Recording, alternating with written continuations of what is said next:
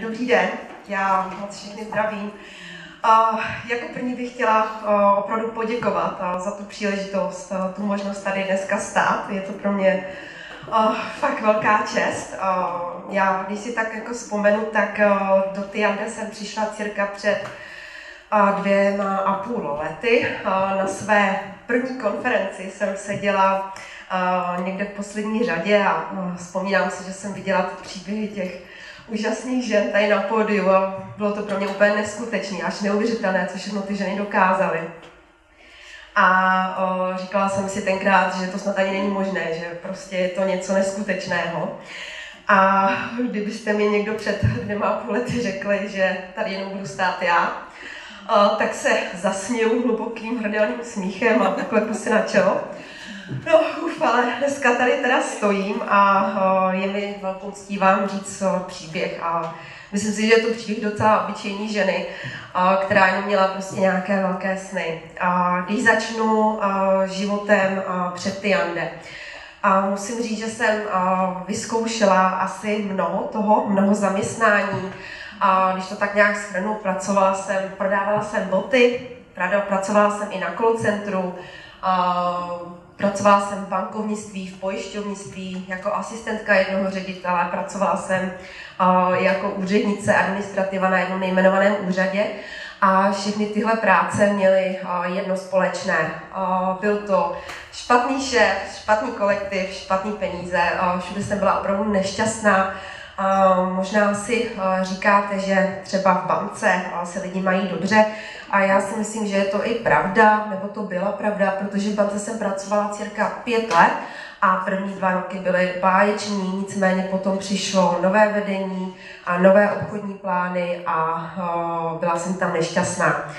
Jde o to, že jsem nedokázala prodat ten konkrétní produkt komukoliv za jakoukoliv cenu, to znamená i s vědomím, že ten produkt tomu konkrétnímu člověku ublíží nebo uškodí. Takže jsem odcházela na mateřskou s vědomím, že už se do té banky nevrátím, aniž bych asi nemohla, protože jsem měla malého syna. Školka byla cirka do 15 hodin a já jsem v té práci byla běžně do 18 hodin do večera. Takže jsem hledala něco jiného, protože jsem zůstala s malým sama a byla jsem teda matkou samoživitelkou, jak je dneska běžné. A hledala jsem něco, protože už jsem to nedokázala utáhnout, náklady na nájem a podobně. Takže jsem ještě nastoupila na částečný úvazek jako asistentka jednoho ředitele. A nicméně malý v 18 měsících musel jít do soukromé školky, což asi víte, že to není úplně nejlevnější záležitost. Takže mi z toho celého koloběhu, který jsem musela absolvovat, zbývalo asi 2000 korun čistého, nicméně pro matku samoživitelku i to bylo jakoby dobré. A pak jsem potkala jednoho kamaráda, který mi říkal, ať jdu do realitky, ať jdu podnikat, že tam si přijdu na hezké peníze, což byla i pravda. V začátku se mi docela dařilo, ale kdo jste to někdy dělal, nebo kdo jste to někdy zkusil, asi víte, že to je hodně tvrdý biznis. A nepočítám náklady na kancelář, na benzín a náklady ostatní, které s tím souvisí. Takže přišel den, kdy jsem naprosto vyhořela. Byl to den, kdy jsem nemohla vstát ani ráno z postele, kdy jsem nebyla schopná prostě zvednout telefon. A byl to takový jakoby okamžik, kdy jsem si říkala, že je to něco ve mně, že já jsem ta neschopná, že si vlastně zasloužím všechno, co se mi stalo, takový to sebeobviňování. A s tímhle pocitem jsem nastupovala do té klasické práce s jistotou mzdy, s jistotou pevné mzdy, kde budu mít klid. Asi bych dodala, že tam byl tak strašný kolektiv, že jsem to snad asi nikdy nezažila. Byla jsem tam opravdu hodně nešťastná, utápěla jsem. A v tu dobu mi někdy přišlo do cesty Tyande. Měla jsem první hovor se svojí sponzorkou, ale trvalo mi ještě cirka půl roku, než jsem do toho šla, protože jsem tomu prostě zkrátka nevěřila. Nevěřila jsem tomu, co mi povídá, ale nastaly takové 2 zlomy, kdy jsem se rozhodla, že do toho půjdu. Ten první zlom byl ve chvíli, kdy jsem svoji sponzorku sledovala na Facebooku.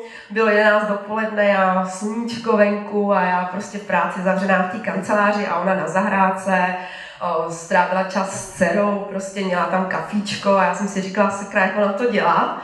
A ten druhý zlom nastal ve chvíli, kdy se mě můj malý syn zeptal, proč ho nikdy nemůžu vyzvednout ze školky po obědě, což prostě pro mě nebylo naprosto možné. Já jsem naopak scháněla babičky, tety, kamarádky, prostě kohokoliv, kdo by mi ho vyzvednul.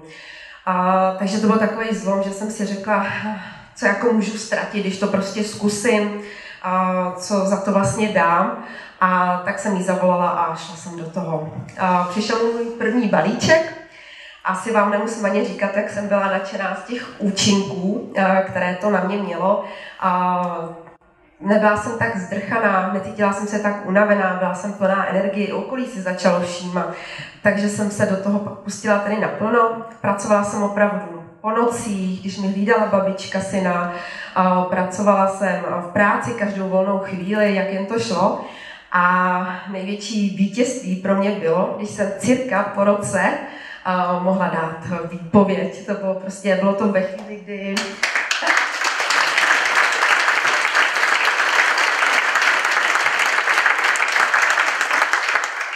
Děkuju moc. Bylo to ve chvíli, kdy můj plat prostě v Tiande byl na stejný úrovni jako v té práci. A samozřejmě jsem neměla podporu rodiny ani přítele.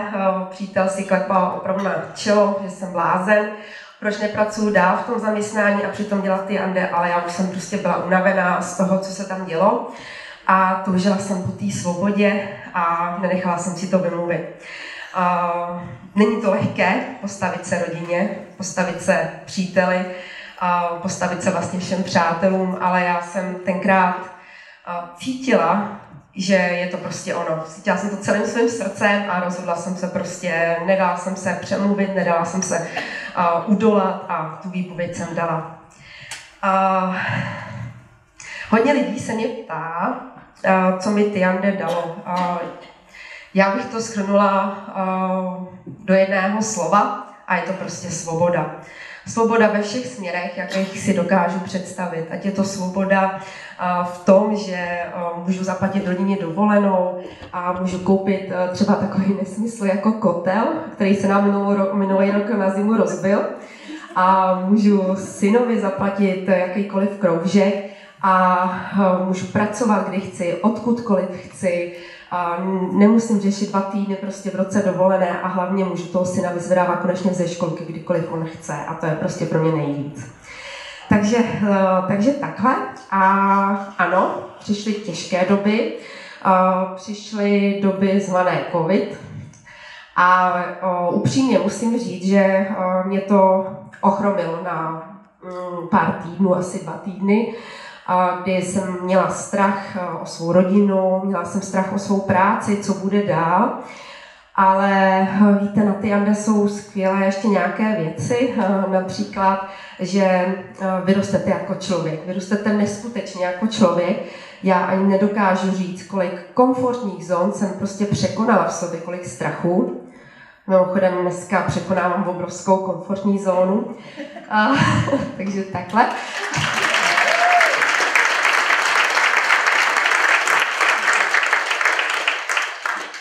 Takže už jsem nebyla ta šedá myška v koutě. A hlavně, co je na Tiande skvělé, potkáte spoustu úžasných nových přátel. Když to řeknu takhle, chtěla bych tady veřejně poděkovat mojí sponzorce Alence Mikuláškové, protože bez ní byste tohleto dneska nedělo. Děkuji ti moc za všechno, Alenko.